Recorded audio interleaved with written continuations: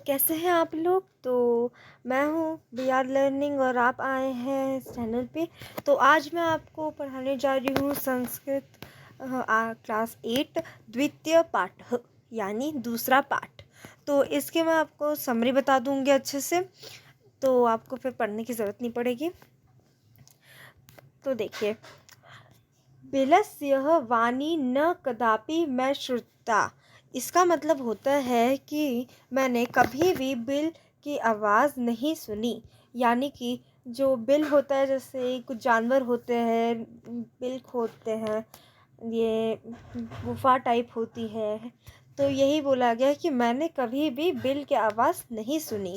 तो अभी आपको चैप्टर मैं समरी बताऊंगी तो आपको समझ आ जाएगा कि ये जो टाइटल है कैसे पढ़ा।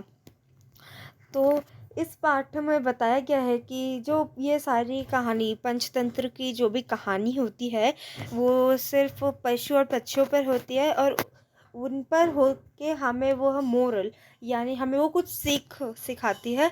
तो ये बताया गया, ये पंचतंत्र में से ही है, आप सबने बहुत पढ़ी होगी। तो यहाँ पे मैं आपको इतना श्लोक बता देती हूँ।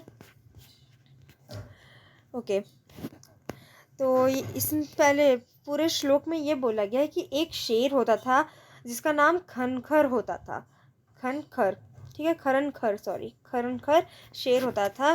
तो एक दिन ना वो पूरा भूखा होता था, उसे कोई शिकार नहीं मिला, सिंपली बोले तो जब रात होने को आई थी, शाम होने को, तो फिर उसे गुफा मिली। अब गुफा से जब वो देखता है तो वो सोचता है कि ये मतलब ये किसी ना किसी का कोई घर तो होगा ही, कोई इसमें रहता तो होगा।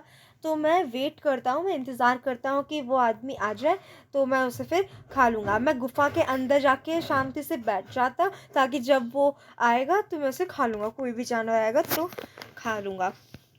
अब देखिए कौन सा जानवर था। शेर का नाम क्या था, एक मिनट, हाँ, शेर का नाम क्या था, खनखर। क्या था, खनर खर, थोड़ा हार्ड है, खरन खर, ओके। शेर का नाम था खरन खर, ठीक है। अब देखिए, अब वो गुफा किसकी थी, वो है गीदड़ की थी। गीदड़ यानी कि उसका नाम क्या था, दधी पुच्छ। दधी पुच्छ, गीदड़ का जो गुफा है वो गीदड़ की थी और उसका नाम था दधी ही पुच्छ। एक मिनट, ये अच्छे से नहीं आया है, आप लोग समझ गए होंगे। ये देखिए, ये हमें दी हुई है, ये है गुफा, बिल, इसमें बैठा हुआ है शेर, और ये रहा गीदड़, आपको दिख रहा होगा बैंगनी कलर में। तो देखिए, जो गीदड़ आता है तो फिर क्या देखता है कि शेर के पंजों के निशान है। पंजों के निशान मतलब यहाँ पे आप देख सकते हैं, शेर के फुटप्रिंट है। अब ये तो आते हुए दिख रहे थे, लेकिन वो गीदड़ है वो नोटिस करता है कि ये गुफा में अंदर आते हुए हैं, जाते हुए नहीं थे ये। इसलिए तो उसे पता चलता है गीदड़ को कि अरे अब तो मैं मर गया, ये शेर मेरे गुफा में बैठा हुआ है, तो अब मैं क्या करूं। तो गीदड़ जो था बहुत चालाक था, उसने नोटिस कर लिया था कि हाँ भाई, अभी तो ये पैर बाहर नहीं आए हैं, यानी कि वो अंदर ही बैठा है शेर।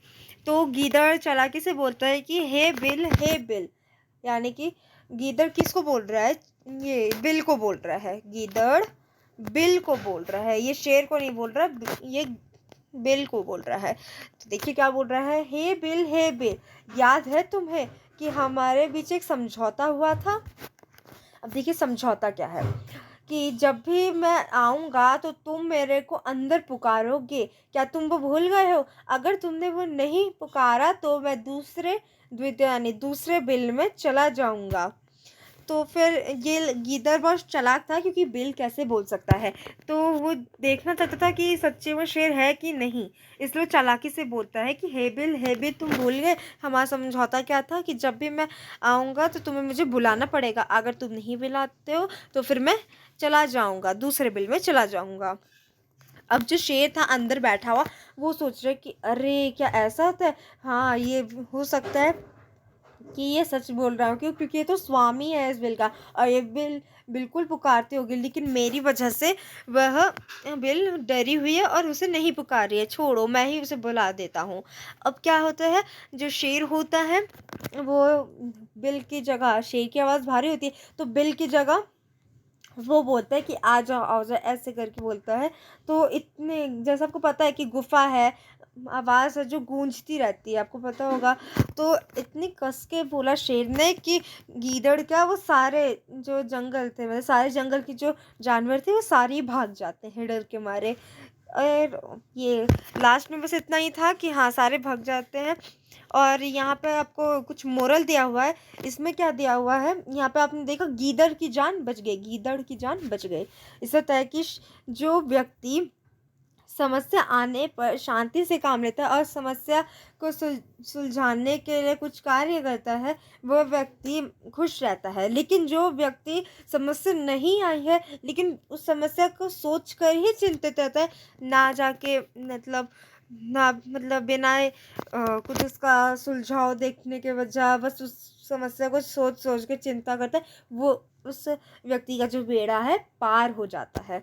तो ये मोरल दे कि हमें हाँ कुछ परेशानी आती है, कुछ प्रॉब्लम आती है, तो पहले से ही हमें सॉल्यूशन करके रखना चाहिए। वरना अगर प्रॉब्लम आ चुकी है तो हमें शांति मन से सॉल्यूशन सोचना चाहिए। तो यही बताया। और लास्ट में यह बताया गया कि ये जो शेर था ना, ये लाइक अब सब चले गए थे तो ये आता जाता रहता था उसी बिल में, उसी को बना लेता अपना घर। तो फिर लास्ट में बोलता है कि बिलस्य वाणी न कदापि मैं श्रुता, मतलब कि मेरी पूरी ज़िंदगी हो गई लेकिन मैंने कभी भी इस बिल की आवाज़ नहीं सुनी।